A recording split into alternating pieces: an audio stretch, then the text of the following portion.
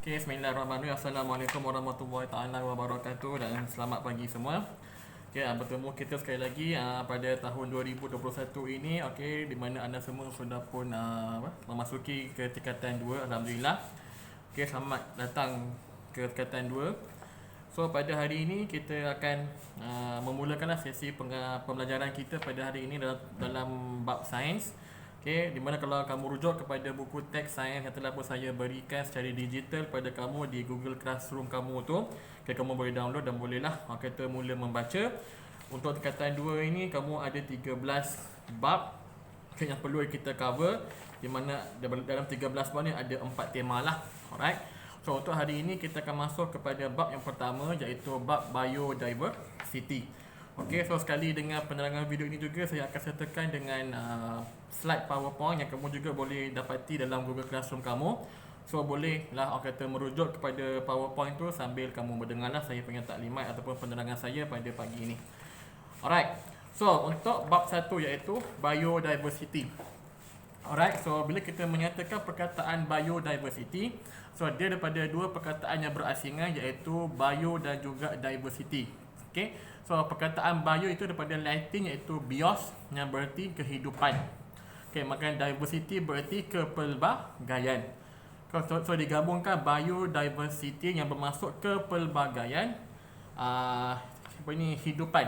Okay, so bila kita nak definisikan biodiversity, okay, biodiversity ini ialah kepelbagaian organisma. Okay, kepelbagaian organisma sama ada mikroorganisma, haiwan ataupun tumbuhan. So apa sahaja benda yang hidup kita panggil sebagai organisma. So kepelbagaian organisma inilah yang kita panggil sebagai biodiversity. Dan biodiversity ini dia wujud akibat kepelbagaian habitat dan juga cuaca. Okay, seperti mana kamu maklum, okay, kita ada bumi kita ini dia mempunyai pelbagai habitat. Okay, kadang-kadang ada yang di hutan tropika, ada yang berada di kawasan tundra, okay, ada yang berada di kawasan gurun. Okay, so bergantung kepada habitat dan juga cuaca bagi kawasan tersebut, berlakunya biodiversity, kepelbagaian organisma. Untuk apa? Untuk menyesuaikan diri mereka untuk mereka hidup di kawasan tersebut. Alright. So antara kepentingan biodiversity ini, okay, yang pertama ialah bersegi sumber makanan, okay, di mana haiwan dan juga tumbuhan membekalkan pelbagai sumber makanan kepada manusia. Yang kedua, kepentingannya ialah keseimbangan alam, di mana kita nutrien, okay, seperti mana kamu maklum kita ada kita air, kita karbon, kita oksigen, kita nitrogen. So kita nutrien ini pendebungaan dan juga interaksi antara organisma ini mewujudkan satu keseimbangan alam. Okay, di mana alam kita ini wujud dalam keseimbangan. Everything must be in balance.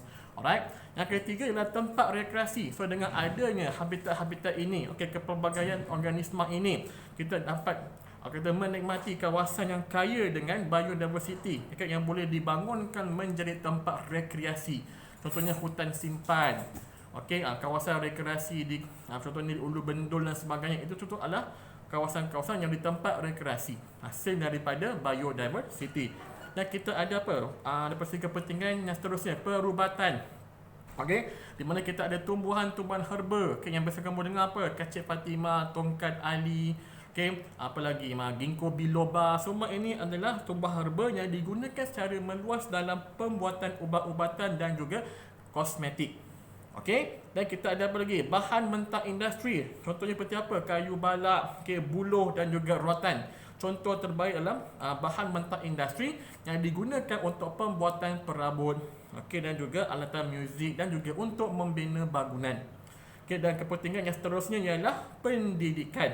Okay, di mana manusia mengembangkan ilmu pengetahuan dan mencipta teknologi terkini melalui penyelidikan saintifik terhadap mikroorganisma, haiwan maupun tumbuhan. Okay, so perkembangan dunia semasa ini semuanya hasil daripada kewujudan biodiversity yang kita nikmati sehinggalah sekarang. Apa yang kita nikmati, apa yang kita kecapi, apa yang kita belajar, semua daripada sumber-sumber tersebut. So kita perlu bersyukurlah kerana adanya lagi biodiversity yang masih lagi wujud, yang memberikan harapan kepada manusia. Okay, mungkin ada ubat, okay, untuk mencegah sesuatu penyakit dan sebagainya. Mungkin kita akan jumpa dalam kawasan-kawasan tersebut. Sebab itulah kenapa pentingnya biodiversity ini perlu kita jaga keseimbangannya, perlu diuruskan dengan baik dan juga secara berkesan. So acap kali kita tengok berlakunya penebangan hutan secara meluas, untuk tujuan pembangunan ataupun pembalakan untuk mendapatkan bahan sumber yang tidak terkawal. So perkara-perkara ini yang buat telah menyebabkan ketidakseimbangan alam sekitar, maka telah terganggunya keseimbangan biodiversity tersebut. Sebab itulah ada beberapa kaedah untuk memelihara dan juga memulihara biodiversity yang boleh kita ambil dan boleh kita amalkan. Pertama, dari segi undang-undang, di mana kerajaan Malaysia telah pun mengharamkan pembunuhan ataupun pemerdagangan haiwan dan tumbuhan yang endemik dan terancam melalui Akta Perlindungan Habitat Akta Perlindungan Hidupan Liar 1972. Alright, so apa itu endemik? So spesies endemik ini bermaksud spesies yang hidup berkelompok di habitat yang terbatas di sesebuah lokasi. Endemik berarti dia memang dalam kawasan itu sahaja. Itu maksud endemik dan juga terancam. Banyak kita tengok spesies-spesies yang terancam, paling common lah tapir Melaya. Kita tengok ini adalah contoh haiwan yang memang spesies endemik yang hanya terdapat di kawasan region Tanah Melayu dan juga Kepulauan Jawa, di mana haiwan ini sangat-sangat terancam dan sangat endemik kepada kawasan ini. So ini yang perlu kita jaga. Sebab itulah undang-undang seperti Akta Perlindungan Hidupan Liar 1970 telah pun ditubuhkan, telah pun dicipta untuk membantu membasmi segala pembunuhan haram dan juga pemerdagangan haiwan-haiwan tersebut. Yang pertama. Yang kedua ialah melindungi habitat dengan mewujudkan taman negara. Mewujudkan taman negara, taman laut, hutan simpan dan juga sanctuary hidupan liar. Saya rasa kamu pun pernah pergi kan taman negara, taman negara di Pahang, Endau Rompin. Dan taman laut, contoh kat mana, dekat Pulau Redang ada taman laut di mana kita boleh pergi kat situ, kita snorkeling, kita tengok hidupan eksotik seperti penyu dan sebagainya. Alright, hutan simpan, di mana kita ada kawasan hutan simpan yang dipelihara dan juga dilindungi oleh Akta Perkhidmatan, supaya tiada siapa pun yang boleh menebang hutan di sana. Berserta sanctuary hidupan liar. Contohnya kita ada sanctuary hidupan liar seperti gajah di Pahang. Saya lupa kat mana, Kuala Gandah saya. Boleh tengok kat situ. Boleh Google nanti sanctuary gajah di Kuala Gandah Pahang. Itu memang sangat menarik lah. Memang gajah yang telah pun diselamatkan, yang telah pun mungkin yang ada mengalami kecederaan, diselamatkan oleh orang-orang ranger hutan dan diletakkan di situ untuk dijaga dan dipelihara. Alright. Dan juga yang ketiga ialah dipelihara melalui program pembiakan seperti tapak semayan anak-anak benih untuk membantu penghutanan semula dan juga pusat penetasan penyu. So kita nak pulihara, kita nak memastikan benda yang dah hampir hilang ini kita pulih kembali. So memulihara melalui program pembiakan seperti tapak semayan. Kita boleh buat kita boleh semai anak-anak benih pokok-pokok ini dan juga boleh mewujudkan pusat penetasan penyu yang banyak kita nampak di Terengganu dan juga Melaka. Ada dengan pusat penetasan penyu. So ini adalah antara 3 kaedah yang diguna pakai ataupun yang boleh kita amalkan bagi memelihara dan juga memulihara biodiversity. So tanpa kewujudan biodiversity ini, kita juga akan mengalami masalah. Mana nak dapat sumber bahan mentah, mana nak dapat sumber makanan, mana nak dapat apa lagi tempat nak berrekreasi, mana dapat lagi ubat-ubatan daripada pokok-pokok dan sebagainya. So kita sebagai manusia perlu ada satu kesedaran. Kita perlu initiatekan, kita perlu muliakan kesedaran ini dan untuk memastikan bahawa kita ini tidak terlalu rakus dalam mengejar kekayaan dan mengorbankan keseimbangan alam sekitar. So itulah kenapa banyak sekali kita tengok kempen-kempen seperti kempen hijau, pelihara dan pulihara hutan, anti pembalakan, selamatkan hidupan laut kita. Semua ini adalah kempen-kempen yang telah pun diinisiatifkan oleh kerajaan maupun pihak swasta untuk nak memastikan bahawa kewujudan biodiversity ini dapat dipelihara dan dipelihara demi masa depan anak-anak kita nanti, insya-Allah. So saya mengharapkan bahawa kamu faham konsep ataupun pentingnya kita menjaga biodiversity ini. Alright. So seterusnya kita tengok kepada pengelasan organisma. So tadi kita dah tengok tentang wujudnya kepelbagaian organisma. So bagaimana kita nak nampak kepelbagaian organisma tersebut, maka kita akan tengok kepada pengelasan organisma itu. Okey, di mana organisma ini dapat kita kelaskan kepada haiwan dan juga tumbuhan. Okey, so untuk haiwan kita ada dua jenis pengelasan yang paling utama. Yang pertama kita kelaskan vertebrata dan yang kedua ialah invertebrata. Okey, so apa itu vertebrata dan invertebrata? Basically ialah vertebrata ialah haiwan yang bertulang belakang. Okey, so vertebrata ialah haiwan yang bertulang belakang. Manakala invertebrata ialah haiwan yang tidak bertulang belakang. Okey, itu beza dia. So vertebrata ialah haiwan yang bertulang belakang, invertebrata ialah haiwan yang tidak bertulang belakang. Alright. So untuk invertebrata, okay, kita boleh pecahkan kepada dua lagi grup besar, iaitu tanpa kaki dan juga berkaki. Untuk tanpa kaki kita tengok pula adanya badannya bersegmen dan ada pula yang badan yang tidak bersegmen. Okey, manakala untuk invertebrata yang mempunyai kaki, okey, ada dua kumpulan, sama ada mempunyai 3 pasang kaki ataupun lebih daripada 3 pasang kaki. Alright, so inilah pengelasan bagi haiwan-haiwan invertebrata. Contoh, okey, invertebrata tanpa kaki, badan tak bersegmen. Contohnya seperti apa? Kita tengok kita ada siput, okey, planaria dan juga uburan di laut. Okay, manakala contoh bagi invertebrata tanpa kaki yang badannya bersegmen seperti apa? Cacing tanah, okay, cacing pita dan juga lintah. Alright.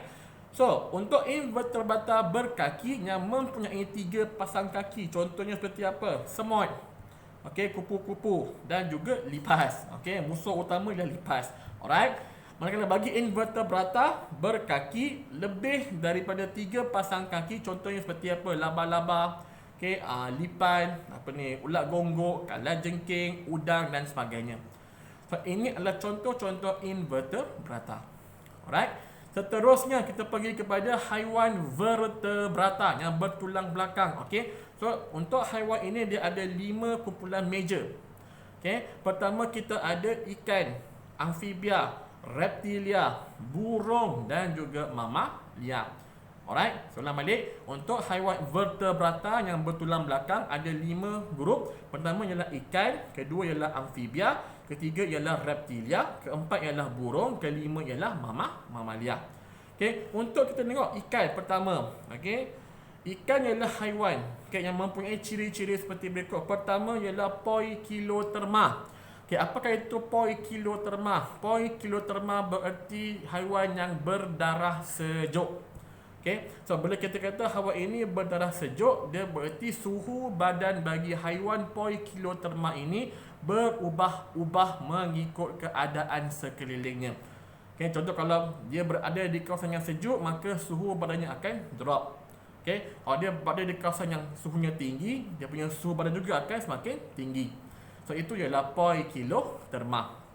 Alright. So untuk ikan dia poikiloterma. Okay, badannya ditutupi dengan sisik keras yang berlending, okay, mempunyai sirip dan ekor, bernafas melalui insang, bertelur dan juga melakukan persenyawaan luar. Ini ciri-ciri bagi ikan. Okay, yang kedua kita ada adalah amfibia. Okay, amfibia ialah haiwan yang mempunyai ciri-ciri sepunya yang seperti berikut, iaitu pertama ialah poikiloterma juga. Berarti amfibia seperti ikan mempunyai darah yang sejuk. So dia akan berubah-ubah mengikut badan ataupun suhu sekeliling dia. Dan dia juga boleh hidup di darat dan di air. Ini kelebihan amfibia. Okay, dia boleh hidup dua alam. Okay, di darat pun dia boleh hidup, di air pun dia boleh hidup. Badannya ditutupi dengan kulit yang lembap. Sebab apa? Untuk membantu penyerapan oksigen lebih mampan. Yang ketiga, anak amfibia bernafas melalui insang. Okey, contoh seperti apa? Katak. Okey, katak kita tengok pada waktu kecil dia bertelur, dia akan menghasilkan berudu yang hidup dalam air dan bernafas melalui insang. Lama kelamaan dia akan menjadi katak dewasa, yang di mana dia akan bernafas melalui kulit yang lembab dan juga paru juga. Alright. Amfibia dewasa, okay, dia boleh bernafas menggunakan paru-paru dan kulit yang lembab, okey, menghasilkan telur yang berlendir dan tidak bercengkerang, okey, dan melakukan persenyawaan luar. Itu ialah contoh seperti amfibia. Yang seterusnya kita ada reptilia. Okey, reptilia ialah haiwan yang mempunyai ciri-ciri seperti pun sama Poikiloderma. Yang kedua, menghasilkan telur yang bercengkerang. Yang ketiga, bernafas menggunakan paru-paru. Yang keempat, bersisik dan berkulit keras. Dan yang kelima ialah melakukan persenyawaan dalam. Contoh reptilia paling biasa kita tengok ialah seperti ular, biawak, buaya mahupun penyu. Ini contoh-contoh reptilia. Dan kita pergi kepada burung. Okey, so burung ialah haiwan yang mempunyai ciri seperti Homoeotherma. Okey, ni baru. Tadi kita tengok reptilia, amfibia dan juga ikan, mereka adalah haiwan yang berdarah secara Poikiloderma. Okey, berdarah sejuk. Tetapi untuk burung, okey, dia ada Homoeotherma. Okey, Homoeotherma ini berarti berdarah panas. Berdarah panas berarti suhu badannya adalah tetap ataupun konstan. Walaupun suhu di luar itu sejuk, suhu di luar terlalu panas sekalipun, haiwan yang berdarah panas ataupun Homoeotherma ini dia mampu mengekalkan suhu badannya. Ini yang dimaksudkan dengan Homoeotherma. Okey. So burung ialah haiwan yang Homoeotherma. Badannya dilitupi bulu pelepah untuk mengekalkan suhu badan, bernafas melalui paru-paru, mempunyai sayap ataupun kepak yang membantu sesetengah burung untuk terbang. Okay, ingat sesetengah burung. Sebab apa? Bukan semuanya burung boleh terbang. Contoh macam burung kasawari. Okey. Burung kasawari dia mempunyai ciri-ciri seperti burung tetapi dia tidak boleh terbang. Sebab tu dia mention sesetengah burung untuk terbang. Okey, seterusnya mempunyai sepasang kaki yang bersisik, melakukan persenyawaan dalam, menghasilkan telur yang bercengkerang keras. Okey, itu ialah ciri-ciri bagi burung. Last sekali ialah mamalia. Okay. So mamalia ni mempunyai ciri seperti pertama, the same thing, mamalia adalah haiwan yang berdarah panas ataupun Homoeotherma. Badannya dilitupi bulu dan rambut. Okey. Ketiga, bernafas melalui paru-paru. Yang keempat, melakukan persenyawaan dalam. Dan yang kelima, melahirkan dan menyusukan anak. So antara kesemua 5 ciri haiwan ini, yang hanya melahirkan anak adalah mamalia. Yang lain semuanya bertelur. Alright. So contoh haiwan mamalia, biasalah kita dengar seperti apa? Singa, harimau, gajah, kucing mahupun manusia. Kita juga adalah haiwan mamalia. Okey, bagaimana pula dengan ikan paus? Okey, ada setengah mengatakan ikan paus ni ikan kan, nama pun ikan paus kan dalam air. Tapi tidak, ikan paus, ikan dolphin, okey, dan juga dua ikanlah, ikan paus dengan ikan dolphin ini merupakan mamalia. Walaupun dia hidup dalam air, tapi dia adalah kategori mamalia, di mana haiwan-haiwan ini dia tak bernafas guna insang. Okay, dia bernafas menggunakan paru-paru. Lepas tu kamu tengok kenapa dolphin dan juga paus, lepas mereka berada dalam air, mereka akan pergi juga ke permukaan untuk bernafas, untuk mengambil udara baru. Okay. Dan yang seterusnya kita tengok ikan seperti paus dan juga seperti dolphin, mereka tidak bertelur, tapi mereka beranak. Okay, mereka melakukan persenyawaan dalam. Sebab itulah kita tengok haiwan mamalia paling besar di dunia ialah ikan paus. Di dunia. Tapi kalau di lautan, ikan paus, di darat ialah gajah. So kena tengok juga pada ciri-ciri ni. Jangan kita labelkan semua yang hidup di lautan ialah ikan, tidak. Okay, ada di lautan tu ialah mamalia, bergantung kepada ciri-cirinya. Alright. So ini merupakan pengelasan bagi haiwan-haiwan vertebrata. Dan kita tengok kepada pengelasan tumbuhan. Okay. So tumbuhan ini kita boleh kelaskan kepada tumbuhan yang tidak berbunga dan tumbuhan yang berbunga. Okay. So untuk tumbuhan yang tidak berbunga ini, dia ada 3 jenis. Pertama ialah lumut, yang kedua ialah paku pakis, yang ketiga ialah conifer. Okay. So untuk lumut, apa dia punya ciri-cirinya? Pertama, membiak dengan menghasilkan spora, dan juga dia bukannya vaskular, berarti dia tidak ada sistem untuk mengangkut air dan juga makanan seperti mana yang kita belajar sebelum ni. Okay, dia bukannya vaskular. Okay, dia tak ada xylem, dia tak ada phloem. Okey. Dan seterusnya paku pakis membiak dengan menghasilkan spora, tetapi paku pakis dia ada sistem vaskular. So dia ada sistem pengangkutan untuk mengangkut air dan juga makanan ke seluruh anggota tumbuhan tersebut. Itu ialah masuk sistem vaskular. Yang ketiga ialah conifer. Conifer ialah tumbuhan yang membiak dengan menghasilkan kon. Okey, biji benih macam kon. Macam pokok Christmas tu, itulah contoh conifer. Alright. Dan dia juga mempunyai sistem vaskular, mempunyai sistem pengangkutan untuk mengangkut air dan juga makanan. Alright. Untuk tumbuhan berbunga, kita boleh asingkan atau kita boleh kelaskan tumbuhan berbunga kepada dua jenis, iaitu monocotyledon dan juga dicotyledon. So apakah itu cotyledon? Cotyledon ialah bekas makanan dalam biji benih. Okay, kalau kamu ingat balik masa form 1 kita belajar minggu tahun lepas, okay, untuk percambahan biji benih. Okay, kita tengok dalam struktur biji benih itu ada satu struktur dipanggil sebagai cotyledon. So cotyledon ialah simpanan makanan. Okay, supaya apa? Supaya benih itu dapat bercambah dan akhirnya boleh menghasilkan makanannya sendiri. Alright. So dalam biji benih ini ada dua jenis yang mempunyai dua cotyledon yang dipanggil sebagai dicotyledon dan juga mempunyai satu cotyledon yang dipanggil sebagai monocotyledon. So mono means satu, di means dua. Alright. So perbezaan daripada tumbuhan berbunga mono versus tumbuhan berbunga dicotyledon ialah untuk monocotyledon. Okey, tadi kita kata bilangan cotyledon 1 bagi mono dan 2 bagi di. Dan untuk akarnya pula, bagi akar monocotyledon ialah akar serabut. Okey, akarnya pendek-pendek, okey, berserabut. Manakala untuk tumbuhan yang dicotyledon, akarnya adalah akar tunjang, iaitu akarnya panjang dan kukuh. Alright. Dari segi daun pula, daun bagi monocotyledon ialah daun yang jenisnya berurat selari. Okey, untuk monocotyledon. Untuk daun bagi dicotyledon adalah daunnya berurat jejala.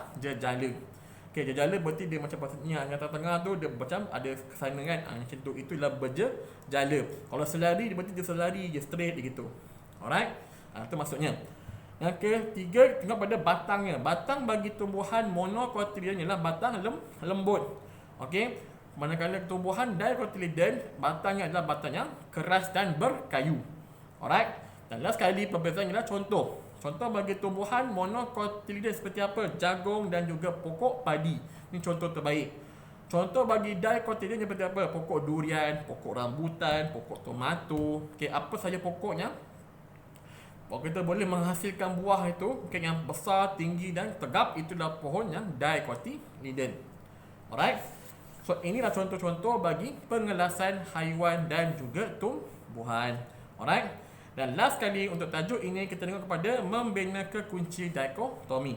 Okay, so kekunci dikotomi adalah satu cara yang digunakan, okay, oleh ahli-ahli biologi untuk mengenal pasti dan mengelaskan organisma secara sistematik berdasarkan persamaan dan perbezaan. So, untuk kita nak mengelaskan, okay, untuk ahli-ahli saintis nak mengelaskan organisma tersebut, mereka menggunakan ciri-ciri sepunya, okay, yang ada pada organisma ini dan membina satu list yang dipanggil sebagai kekunci dikotomi. So, bergantung kepada persamaan bagi organisma tersebut, dia akan refer pada kunci yang kedua dan ketiga sehingga dia mendapat pengelasan yang terakhir. So inilah kunci dikotomi. Okey, di mana yang dibina daripada beberapa siri couplet. Okey, couplet ni lah siri-siri soalan ada dua. Okey, each couplet ada dua pengelasan. Alright. Dan setiap couplet ini terdiri daripada dua pernyataan tentang ciri-ciri organisma atau kumpulan organisma yang tertentu. So dalam buku teks kamu boleh tengok contohnya pada muka surat 14 dan juga 15. Dan same thing juga setelah sertakan dalam saya punya PowerPoint, kamu boleh rujuk, okay, tentang membina kekunci dikotomi. Alright. So itu sahaja berkenaan dengan topik ataupun bab 1, iaitu biodiversity. Alright. So insyaAllah pada kelas yang akan datang pada minggu depan kita akan tengok pada bab 2, iaitu ekosistem. So untuk hari ini, okay, saya nak kamu rujuk PowerPoint saya sambil mendengar penerangan saya. Kemudian ada sedikit latihan yang saya akan berikan pada kamu. Sila buat dan sila hantarkan pada waktu yang saya akan mentionkan dalam Google Classroom nanti. Alright. So sekian, terima kasih. Assalamualaikum warahmatullahi taala wabarakatuh. Stay safe, stay at home. Okay, jaga diri anda, jaga kesihatan diri anda dan selamat maju jaya. Bye.